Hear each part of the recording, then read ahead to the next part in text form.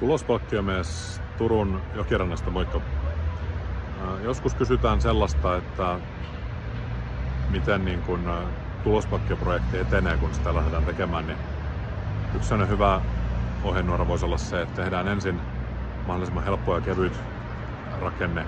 Esimerkiksi kaikki firmassa samojen mittareiden ja palkinnan piiriin julkaistaan se ja lähdetään heti sen perään sitten miettimään yksiköitä ja tiimejä ja jotain tämän tyyppisiä ratkaisuja. Niin tällä taataan se, että saadaan niin nopeasti valmista ja saadaan niin se ensimmäinen versio tuutistulos, koska harvoin se ensimmäinen versio on kuitenkaan se, jota tullaan sitten pidemmän päällä käyttämään. Mun asiakkaille hyvin tyypillistä on se, että season 2, 3, 4 vähän niin kuin suunnitellaan siinä jo, draftataan siinä ensimmäisen projektin aikana ja katsotaan mihin sitten aina puolivuosittain tai vuosittain, niin sitä saadaan niin kuin vietyä sitä projektia. Mutta rohkeasti vaan niin se ensimmäinen versio tuutistulos ja sitten lähtee iteroimaan ja fiksaamaan sitä.